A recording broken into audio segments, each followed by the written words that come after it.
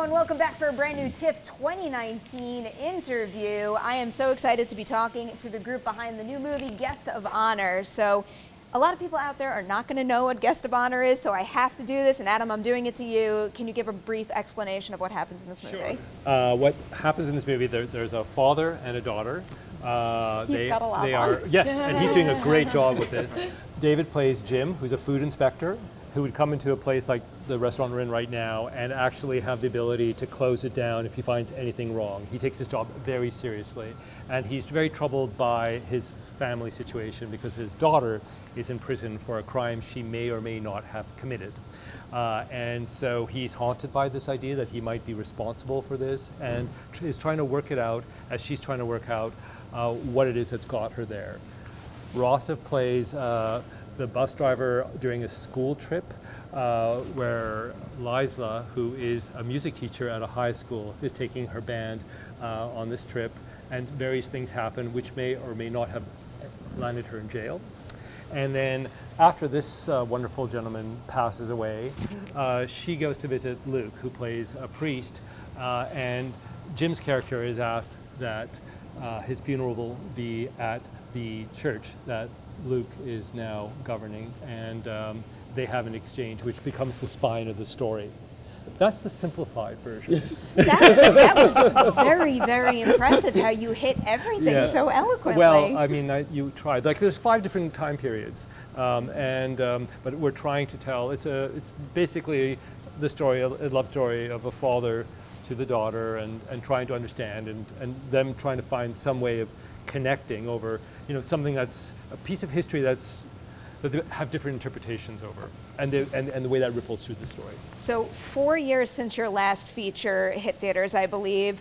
What have you been doing between now and then? What was the key to getting the green light, or maybe taking that time to develop the script? Well, I was also, I'm an opera director and I do theater, so but really this was just, I was trying to find the right way of telling the story. Like, Jim was a character, I think he's unlike any other character anyone's ever seen, and so is Veronica. So trying to find the right tone and the right shape to it.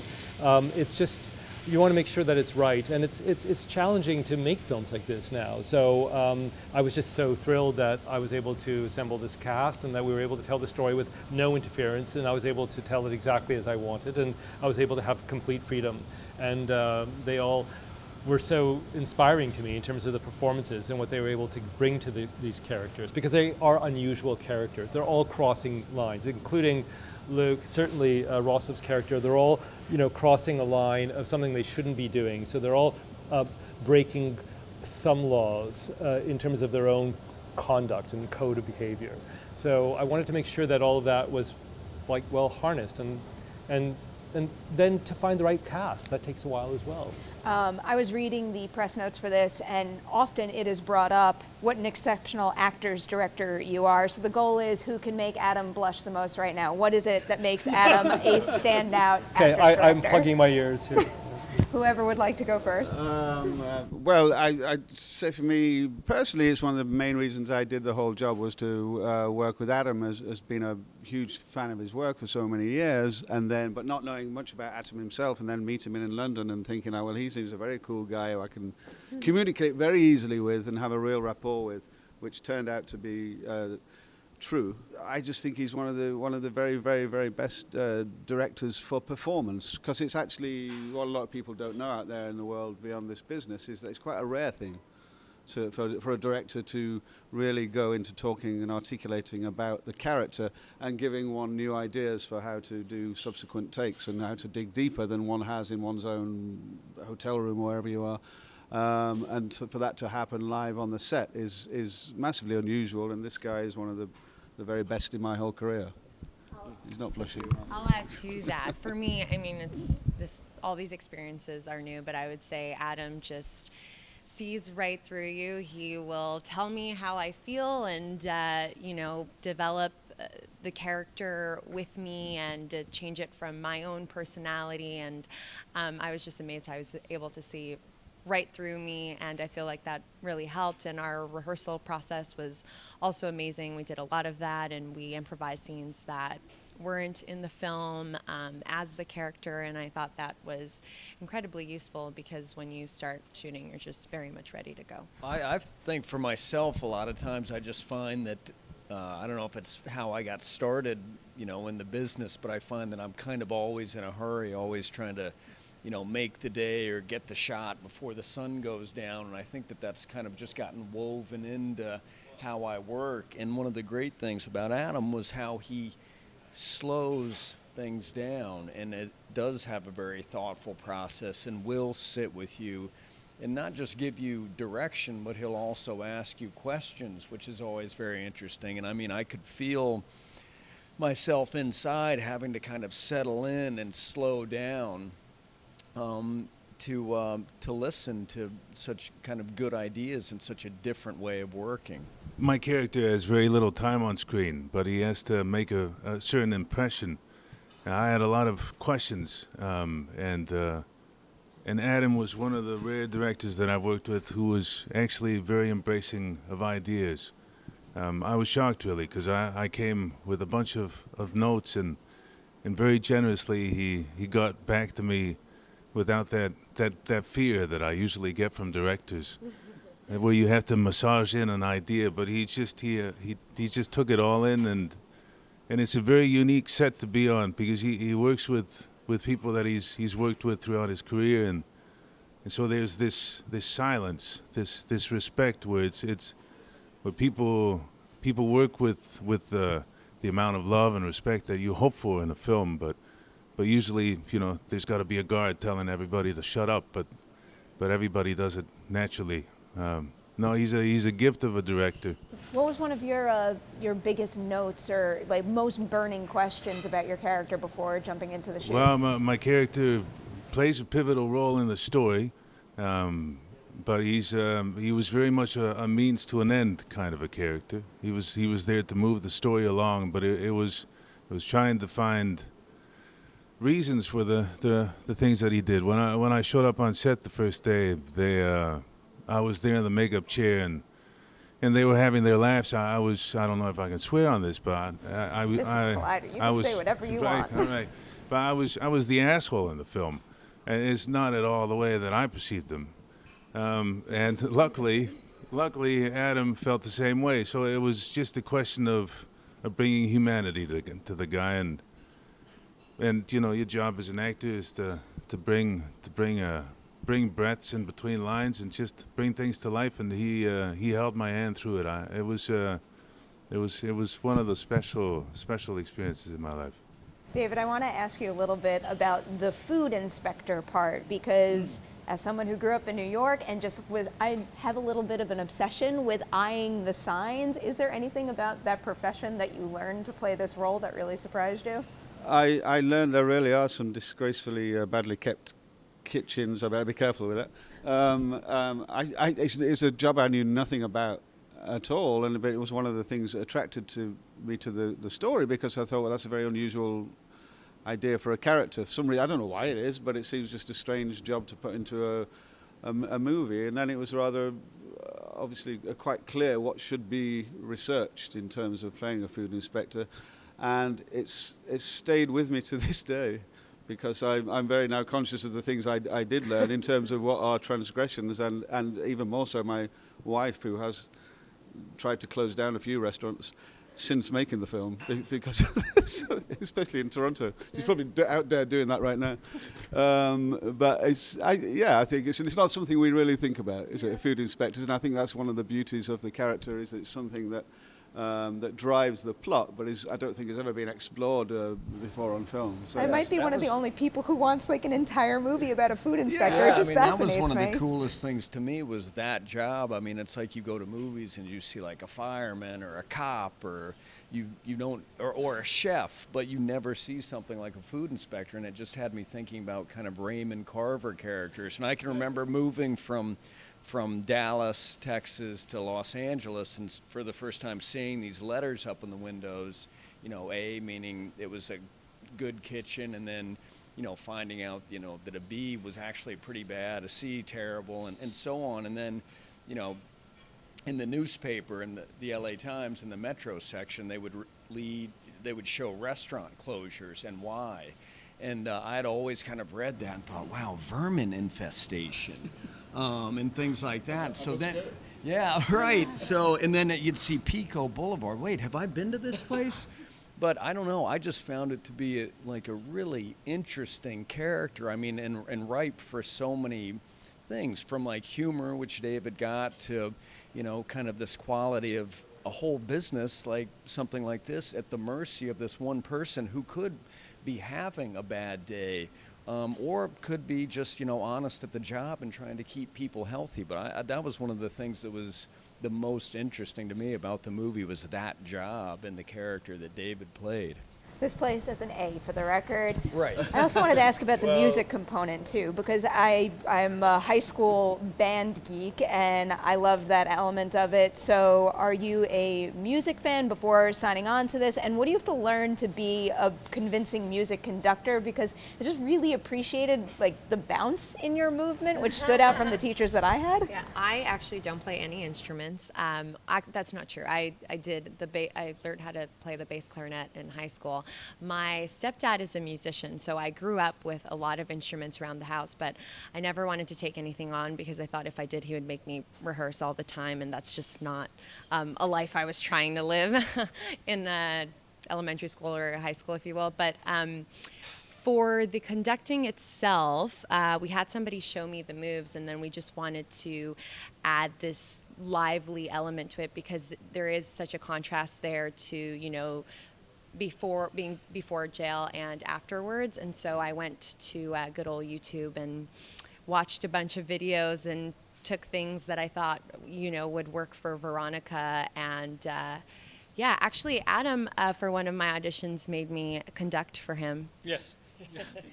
Throwing him under the bus there before I had proper training, but I did it. I think it was fun. What did that look like compared to the finished product? I don't know. I don't need. I think that what was really, really exciting was just this idea that there is a real dance to her, and she really, makes it very, very alive. And you can kind of see in terms of what happens in the film. I mean, we actually cut back on that because we went further in the film in terms of. The power of that, because it seemed that it's very she really loses herself in the music, and that is a contrast to the other side that we see where she's actually punishing herself for having maybe become too impulsive, and really she's a character who lets herself make impulsive decisions, and that really is one of the things that she's kind of punishing herself for. I don't want to give away too much of the plot. I did dance a lot growing up, so I think it was easier to add, the bounce, if you will. I mean, I think it's interesting when you were asking him about, because the one thing as a director you never get to see other people direct, so I have no idea what happens on other people's sets.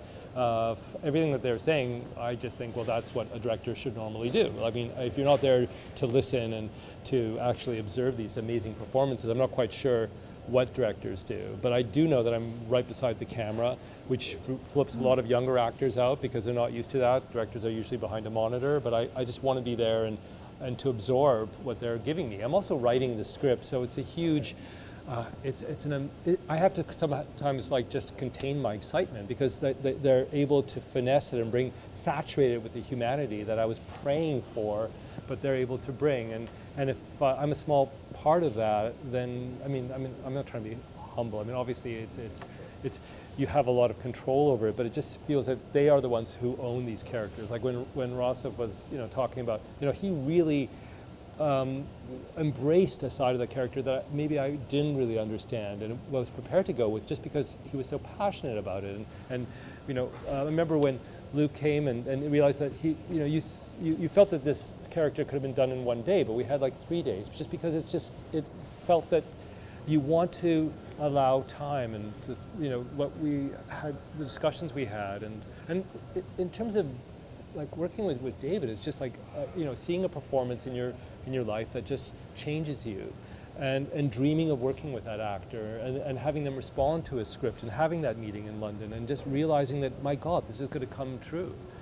it's just so thrilling, and I'm so thankful for that. Going back to something you said earlier in that answer, if you had the opportunity to observe one other director for a day, who would you pick and why? Well, it's obvious because it's a mystery, right? I mean, Hitchcock is one of my favorite directors, but what he says about working with actors seems so, it doesn't seem to connect with the performances you get, right? You know, so I'd like to actually understand what he was like on set, because there's no way he could be as removed as he would allow us to believe. He said that shooting was he has some famous statements about actors, which I'm not going to repeat, because they just don't seem to make sense given the complexity of the performances. So I would love to have been on, Vertigo is one of my favorite films. I would have loved to have been in that scene where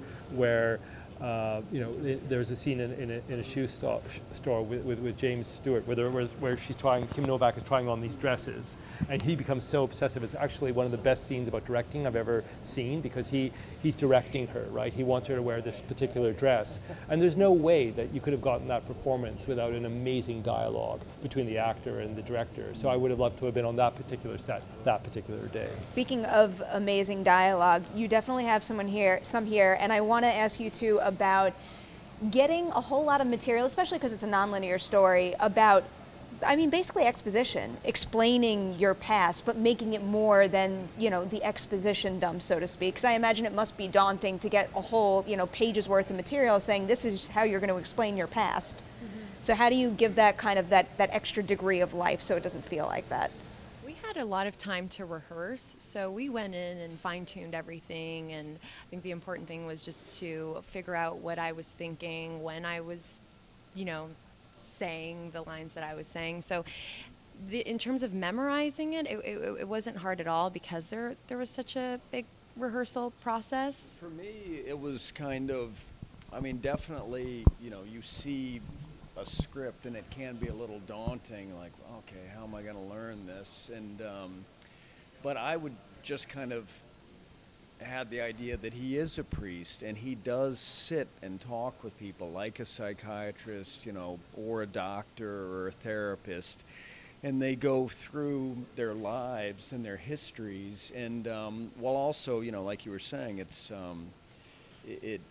well, also what Adam was saying, it's kind of the spine of the movie. It's almost like a voiceover, but you're seeing the people while they're speaking. And so that kind of helped me to relax, to just think about, this is a priest, and he, as a man of the cloth, does speak to people about, these kind of things that are unknown to other people, and possibly secrets, and, things that you would never tell anybody else. So there was kind of a thoughtful quality, and that's where it was great to work with both of them on those scenes, because it came very naturally. But I do know what you mean about sometimes if you feel like, gosh, they've got me saying plot points here, so that you help the movie along. But that just wasn't the case here, where it was just it came very fluidly.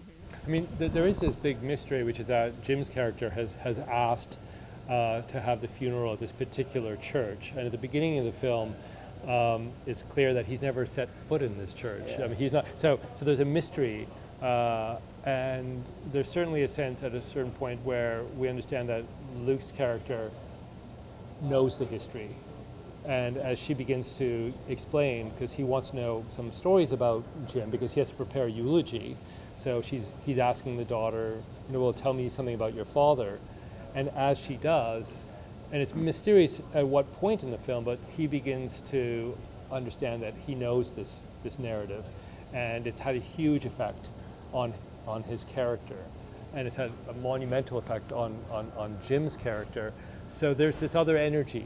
This scene is not what it seems, but it's never made clear where that point of recognition is. I think we've identified it, but you'd have to see the film. It's quite subtle to understand, but Luke is processing that, and then eventually, of course, Lysla's character has to understand the consequences of that choice that the father has made.